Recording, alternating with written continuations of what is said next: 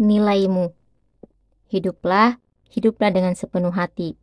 Kamu salah jika tidak ingin hidup. Colin Wilson, The Outsider. Kamu itu penting. Walaupun kamu tidak memiliki apapun, kamu tetap bernilai. Manusia ada bukan karena bernilai. Manusia bernilai karena ada. Saat kuliah tingkat 3, aku pernah menggalang dana dan mewawancarai seorang senior yang sudah sukses untuk acara himpunan mahasiswa jurusan. Ia adalah seorang hakim ketua. Setelah lulus ujian kehakiman dan menyelesaikan pendidikannya dengan nilai yang sangat memuaskan, ia ditunjuk sebagai kandidat utama Dewan Mahkamah Agung. Ia ditunjuk karena di antara teman-teman seangkatannya, ia selalu juara 1. Ia adalah panutan bagi mahasiswa jurusan hukum di pelosok negeri ini. Suatu sore, aku dan kelompokku mewawancarainya di ruang kerja rumahnya. Ia pun berjanji untuk mentraktir kami makan malam. Mungkin karena ia senang bertemu dengan junior-juniornya yang sudah susah payah menemuinya. Setelah makan, kami pindah ke sebuah kedai kecil untuk minum bersama. Semuanya terlihat sedikit mabuk dan mulai bercerita lebih jujur serta pribadi daripada saat di ruang kerjanya. Saat kami sedang asyik bercengkrama, tiba-tiba seorang teman melontarkan sebuah pertanyaan. Apa alasan hidup hakim ketua? Suasana hening seketika. Karena pertanyaan itu sedikit tidak sopan dan di luar konteks. Kami hanya memandangi hakim ketua karena penasaran dengan reaksinya. Sesaat kemudian, ia melontarkan jawaban yang cukup mengejutkan. Ya, saya hidup karena belum bisa mati. Jawaban itu bukan ejekan, candaan, mengasihani diri sendiri, atau sindiran, melainkan mencakup semua itu. Aku sangat terkejut. Alasan hidup seseorang yang paling disegani di Korea adalah hanya karena ia belum bisa mati. Lalu, apa jadinya dengan kami yang sedang mengerahkan semua kemampuan agar bisa menjadi seperti dirinya? Mungkin aku tidak akan terlalu terkejut jika ia memberikan alasan yang lebih personal, seperti ambisi untuk menjadi Dewan Mahkamah Agung, atau paling tidak sesuatu yang lebih umum, seperti untuk mewujudkan keadilan hukum di Korea. Aku yang kala itu baru berusia 20 tahun, samar-samar merasa ternyata dalam hidup ini ada sebuah kekosongan yang tidak dapat diisi dengan kesuksesan sekalipun. Sekarang, usiaku sama dengan usia hakim ketua tersebut pada saat itu. Apa alasan kita hidup? Kenapa hidup kita memiliki arti? Manusia cenderung berpikir bahwa hidupnya baru berarti setelah ia meraih prestasi atau pencapaian besar yang diakui dunia. Namun sebenarnya tidak demikian. Jika seorang hakim ketua yang begitu dipuja seluruh mahasiswa jurusan hukum di Korea sekalipun tidak bisa menghargai hidupnya, maka pencapaiannya itu tak ubahnya istana pasir yang tidak berguna. Nilai dalam diri kita akan muncul dengan sendirinya. Saat kita bisa mengakui keagungan diri, barulah kita bisa menghargai diri sendiri. Dan setelah itu, barulah kita bisa hidup sebagai orang dewasa. Refleksi diri orang yang sudah dewasa adalah memahami nilai diri sendiri. Kenapa aku penting? Kenapa aku harus membujuk diri sendiri dengan mengatakan bahwa aku tetap bernilai bahkan ketika aku belum memiliki apapun? Menurutku ada 3 alasan. Pertama, karena ada orang-orang yang kamu cintai dan mencintaimu. Ketika pulang dari acara pemakaman seorang kawan, aku berpikir bahwa mungkin saja selanjutnya adalah giliranku. Pikiran itu muncul bukan karena aku sedang emosional. Orang yang segar bugar saja bisa tiba-tiba meninggal karena serangan jantung. Memangnya ada cara untuk menolak hal seperti itu terjadi padaku? Ketika sedang berkendara, kadang terlintas dalam pikiranku, apakah hari ini aku memakai celana dalam yang bersih seperti ungkapan seorang penyair? Aku menjadi penakut setelah 3 kali mengalami kecelakaan ringan. Saat laju kendaraan mendekati 80 km saja, aku langsung mencekram sandaran bangku di depanku dan memutar bola mataku dengan cepat untuk memastikan bagaimana dan kapan aku mengganti celana dalamku. Siapa yang peduli orang meninggal pakai celana dalam apa? Namun aku tetap saja penasaran, celana dalam seperti apa yang akan kukenakan ketika meninggal? Aku mencoba membayangkan upacara pemakamanku di mana aku terbujur kaku dengan kain kafan, bukan celana dalam. Di tengah ruang duka bernomor 13 di sebuah rumah sakit terpampang foto besar diriku dengan pita hitam di atasnya dan di sisi kanannya istri dan kedua anakku berdiri dengan mengenakan pakaian duka. Orang-orang datang memberikan amplop, masuk ke ruangan, menyalakan dupa atau sekadar mengaruh setangkai bunga krisan, memberi salam kepada orang yang berduka, lalu pergi ke ruangan sebelah untuk makan semangkuk yuk gaijang. Beberapa orang berbicara tentang diriku semasa hidup dan menyayangkan kepergianku, sedangkan beberapa orang lainnya sibuk bertukar cerita dengan teman-teman lamanya seolah lupa sedang menghadiri acara pemakaman seseorang. Kira-kira berapa nilai yang akan keluar pada saat-saat akhir kehidupanku? Bukankah hal itu bisa terlihat dari jumlah orang yang berduka karena berpisah dan kehilangan diriku? Hal yang paling disayangkan saat aku meninggal bukanlah uang yang sudah kukumpulkan atau jabatan yang harus kulepaskan, melainkan orang-orang yang kusayangi.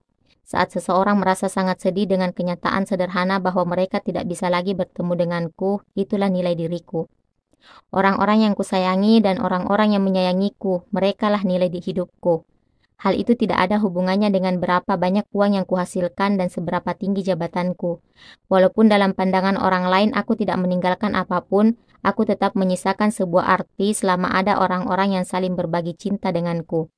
Sebenarnya, jumlah orang yang berbagi cinta dan persahabatan itu tidak begitu penting. Jika ada satu atau dua orang saja yang mengerti nilai hidupku, itu sudah cukup.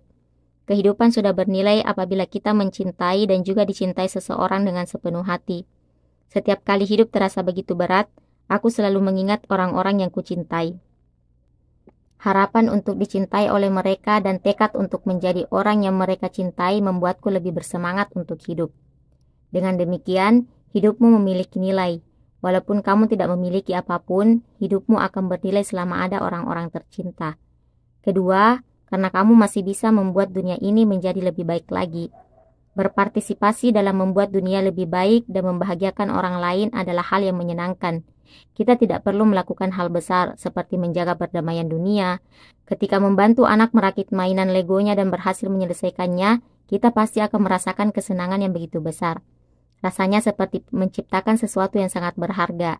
Merawat pot-pot bunga kecil dan membersihkan jalanan depan rumah adalah pekerjaan yang dapat memperindah satu sudut di bumi. Membuat orang lain senang dan merasa nyaman. Sekecil apapun itu, jika kita bisa membuat dunia menjadi lebih baik, maka sebesar itulah nilai kita.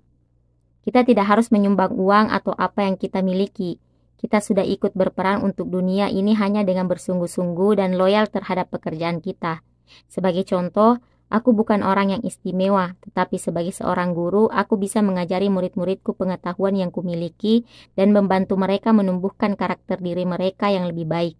Dengan demikian, mereka bisa menjadi orang yang sedikit lebih baik dan dunia pun ikut menjadi lebih baik lagi. Apakah hanya guru saja yang bisa seperti itu? Tidak, orang yang bekerja di perusahaan trading juga bisa melakukannya, yaitu dengan mengekspor produk yang bagus. Seseorang yang bekerja di toko roti juga bisa melakukan, yaitu dengan membuat roti yang enak. Asalkan bukan mencuri atau menipu, semua pekerjaan jika dilakukan dengan giat dan sungguh-sungguh pasti akan membuat dunia menjadi lebih indah. Tidak penting berapa banyak orang yang mendapatkan pengaruh dari pekerjaan yang kita lakukan. Seorang ibu dan istri dalam sebuah keluarga juga merupakan sosok penting yang menghangatkan dunia. Walaupun berbaring di istana yang terbuat dari batu marmer dan emas, kita tidak akan bisa tidur nyenyak tanpa sehelai selimut yang menyelimuti tubuh yang lelah. Keberadaan ibu rumah tangga sama seperti selimut. Satu-satunya sosok yang mampu menyelimuti kebahagiaan seseorang dengan lembut, sosok yang harus ada meski tidak berkilauan, yang justru lebih berharga karena tidak berkilauan. Aku bisa melihat semestaku yang lebih luas daripada bumi di antara punggung istriku yang sedang sibuk mencuci piring. Dengan demikianlah hidupmu bernilai. Walaupun tidak banyak orang yang mengenalmu, hidupmu akan bernilai selama kamu bisa membuat seseorang dunia ini sedikit lebih bahagia. Ketiga, karena kamu sedang memperbaharui dirimu secara perlahan-lahan. Dalam sebuah kuliah, aku pernah menganalogikan hidup dengan ponsel pintar. Ponsel pintar masa kini memiliki semakin banyak fungsi dengan beragam aplikasi di dalamnya. Namun banyak anak muda yang menggunakan ponsel pintar dengan begitu bebas sehingga ketika dibatasi bahwa ponsel pintar bernama hidup itu hanya boleh digunakan untuk menelpon, mereka terluka. Secara pribadi, aku sendiri menyukai analogi ponsel pintar ini. Dan sebenarnya ide ini muncul saat aku membaca buku Nietzsche. Dalam pandangan Nietzsche, semua manusia memiliki bentuk sempurna yang meliputi suatu nilai transendental. Ia terkenal dengan pemikirannya tentang manusia unggul yang tidak merujuk pada pertapa yang bersemedi di gunung untuk mendapatkan ilmu atau makhluk kekal seperti dewa, tetapi tentang potensi diri yang dimiliki semua orang. Menurut Nietzsche, Dalam rangka menyempurnakan nilai transendental tersebut, manusia membuat keputusan eksistensialis setiap waktu untuk memperbaiki kehidupannya secara terus-menerus. Tiap-tiap diri kita memiliki bentuk akhir yang paling indah. Manusia berusaha bertarung dengan batasan-batasan yang ada pada dirinya demi mendekati bentuk tersebut. Konsep ini memiliki makna yang sangat bagus, tetapi terlalu sulit untuk dikemukakan sehingga aku harus berpikir keras menemukan cara agar murid-muridku dapat memahaminya dengan mudah. Lalu muncullah ide untuk membuat analogi dengan ponsel pintar. Pada dasarnya hanya satu hal yang ingin kusampaikan. Berusahalah untuk menjadi dirimu yang terbaik. Dengan demikianlah hidupmu bernilai. Walaupun belum bisa membuat perusahaan besar pada dunia, hidupmu akan bernilai selama kamu sedikit demi sedikit bisa bergerak ke arah aku yang lebih baru. Lalu bagaimana caranya menjadi aku yang terbaik? Bentuk manusia unggul yang kita semua miliki bukanlah prestasi yang bisa dicapai dengan seketika. Manusia unggul ada di dalam upaya-upaya tanpa henti untuk memperbaiki diri. Kita juga tidak memerlukan pengakuan orang lain. Intinya ada pada diri kita. Karena itu yang terpenting bukanlah kesuksesan dari segi gaji, pangkat, ilmu, atau pasangan yang membuat orang lain iri terhadap kita, melainkan menjadi sosok yang lebih kaya dengan tumbuh dan belajar sedikit demi sedikit. Dengan kata lain, usaha-usaha tanpa henti untuk menjadi manusia unggul bernama aku inilah yang membuat kita bernilai, bukan ketenaran di dunia. Kita adalah apa yang kita usahakan. Usaha tersebut selalu terbentuk sedikit demi sedikit. Oleh karenanya, perasaan senang karena setiap hari diri berubah menjadi lebih baik itu penting. Kebahagiaan manusia ditentukan oleh perasaan yang semakin meningkat, bukan nilai yang mutlak. Kita menjadi bahagia bukan karena memiliki suatu standar yang mutlak, melainkan ketika kita bisa lebih daripada kemarin dan lebih dari yang kita harapkan. Bagaimana cara membuat diri kita lebih kaya? Kaya di sini bukan merujuk pada apa yang kita miliki, melainkan diri kita. Dengan demikian, pengalaman jauh lebih penting daripada apa yang kita miliki. Harta bisa hilang kapan saja, tetapi pengalaman tidak dapat dirampas oleh siapapun karena sudah menjadi bagian dari diri kita. Banyak pengalaman, belajar, dan berkembang itulah kekayaan hidup. Hidupmu bernilai. Ketika kamu bisa mencintai dan dicintai lebih banyak orang, kamu bernilai. Ketika kamu bisa melaksanakan tugas, membantu orang lain, dan membuat dunia menjadi lebih baik, kamu bernilai. Ketika kamu sedikit demi sedikit belajar dan mengalami untuk menyempurnakan diri, kamu bernilai. Yang terpenting adalah mulai dari sekarang, sekaranglah yang terpenting.